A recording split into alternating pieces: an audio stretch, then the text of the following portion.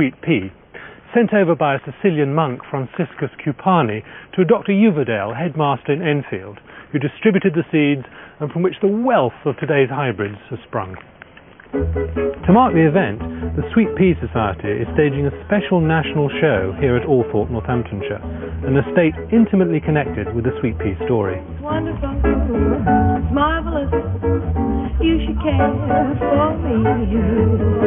Awfully nice, paradise is what I want to see.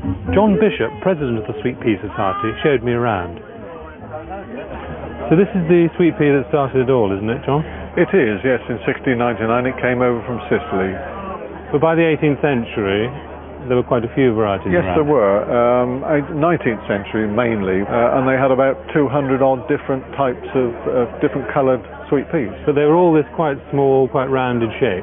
Always exactly the same shape as that, yes, with small petals, highly perfumed, small stems. And Painted Lady is obviously one of the greats. That's well, exactly, yes it is, yes, because that's really where Althorp comes into the story, because it was in a row of Painted Lady when the first Spencer sweet pea was seen. So suddenly the flower had gone from quite small and neat into this big, frilly, long-stemmed variety. That's right, yes. But there's still huge popularity for the old-fashioned varieties, isn't there, John? Yes, a lot of people grow them. They are so easy, and of course if you grow them by your kitchen door, the perfume wafts in. It's really beautiful. And this is a class for the wild peas, isn't it? Yes, the species, in fact. Yes, they're all found all over the world in the wild, and this is our native one, latifolius. Scrambles up the hedgerows. That's right, you see it everywhere, railway embankments and so on. But look at these amazing species. That's a most interesting one. It's Lathyrus belinensis. It was found in Turkey as recently as 1988. Spencer variety is the main exhibitor plant now. Yes, it is. Yes, it is. They're grown on the cordon system, which is, if I can liken it to a tomato plant, where you take off the side shoots. You also take off the tendrils, the feelers which help the plant to climb. And of course, if you grow on the cordon system, it means that you've got to work on them, you've got to support them. And a huge amount of watering and feeding required? Yes, you must never let the sweet pea dry out. You've just got to keep the roots damp. Right. They want their head in the sunshine, but the roots in cool, moist ground. And this is the most testing event of all. It really is. It's for 12 vases, each vase containing 15 spikes of a distinct variety. So you've got to be growing a heck of a lot of sweet peas. You've got to grow something like 800 to 1,000 or even more plants on the cordon system. To even think of putting an entry in the Daily Mail. That is a full-time job, isn't it? Well, it is. You've got to be dedicated. It's like the World Cup of the sweet pea world, I suppose.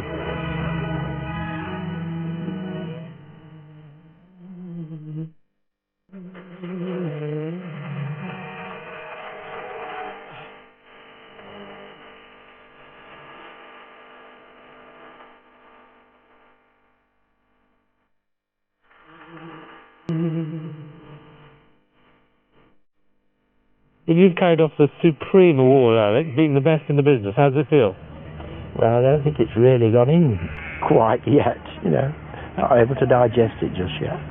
It's lovely to see that sort of blaze of colour in the park again. Unfortunately, we're not really used to it because the gardens just aren't up to scratch yet, I'm afraid. But it is my plan over the next few years to bring the walled gardens back, and hopefully they'll have a full representation of sweet peas. There's quite a connection between the Spencers and the sweet pea. Can you tell us something of the story? The head gardener for my great-great-uncle at the turn of the century was a man called Silas Cole. He really invented a new breed, as far as I am aware, and it was something that I think that this park will always be associated with, so it was good to have the people back today to celebrate it. I have but one dream. Congratulations on your prize. Thank you. How long have you been exhibiting? For about 3 years now, so it's not as long as most people. How did you get interested? People from my village have competed before. There's Caroline and Ball and Percy Smith. They helped me a lot. People pass on their expertise quite readily, do they? Oh, yes, yes. They haven't got secret recipes they keep up their sleeve? No, there ain't no secret in growing these. It's common sense. And what about feeding? What was your favourite? Sheep's manure. Really? I'd call that Charlie Dimble, without a doubt. And it's quite big and blousy.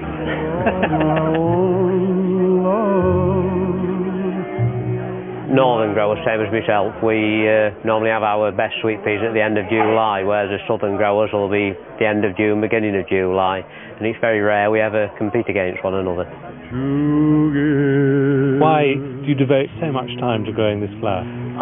Well, if ever you've grown 1,000 sweet peas on a plot and then walk when they're all in flower, walk onto the plot and smell that, it's beautiful. You can't buy that from anywhere, it's beautiful. There isn't a week goes by at this time of year without somebody coming up to me and saying, watch Gardener's World every week, love your garden, but can't quite work out where everything is, can't seem to sort out the geography. So I thought it was time for the annual tour. We've been on this bit of Hampshire hillside for about 17 years now. When we first arrived, it was just a rough old orchard with long grass and gnarled trees. There are two things that don't come over on the telly. One is it's much smaller than it appears to you, and the other is that it's much steeper.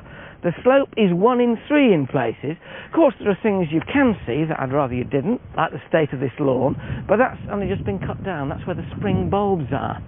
The tendency for a lot of people who live on a hill is immediately to terrace the garden. Now, that's all very well if your house is at the top looking down, then the garden is presented to the house. But if your house is at the bottom, all you see is a series of brick or stone risers. When your house is there and the hill's here, you need zigzag slopes to take your eye up. I like good, strong lines in a garden, but within those strong lines, an overabundance of planting. And on my chalky, flinty soil, the way to get that is to work in lots of compost and manure, then the plants grow and smother out the weeds. It's mainly informal, but there are two formal areas towards the brow of the hill. This is the kitchen garden, surrounded by low yew hedging. Over here, mainly roses, and they're divided by a tunnel of limes. Now, until 2 years ago, this is where the garden ended. But when I started doing Gardener's World, I expanded from that 1/3 of an acre into another acre of paddock. The wildflower slopes are still here, quite long now, allowing the snake's head fritillaries to set seed. They're soon to be cut. And when you eventually breast the hill and it begins to flatten out a bit, this is where we made the Mediterranean garden. Shingle between the beds of drought-tolerant plants, and great pots and tubfuls of citrus fruits and olives.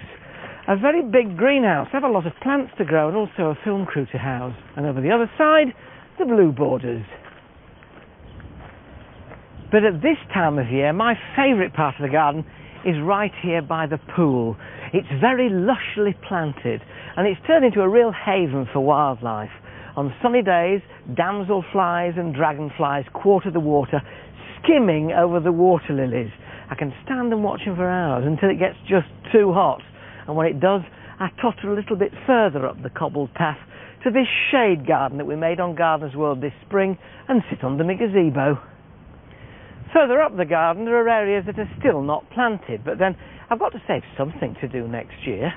This is an area I planted this year, the bamboo and pebble garden, just outside the pavilion where I do my writing. Now, you may notice it's a different colour. It used to be black. Now it's forget-me-not blue. That's because I think it fits rather better with the seaside garden behind it, and this is where I sneak away to when nobody's looking. Sit in my deck chair and enjoy a spot of sunshine. So there you are. That's my garden from bottom to top. It's also it for this week. Next week, a special programme from the glorious gardens of Hooker Hall in Cumbria. Stephen Lacey will be taking a look at its illustrious past and meeting its current owner, keen gardener Lord Cavendish, while Pippa Greenwood and I put our horticultural reputations on the line by trying to solve some of the locals' horticultural problems and afflicted plants. So there we are. Enjoy your garden this weekend, whatever the weather, and I hope the sun shines. Ta-da!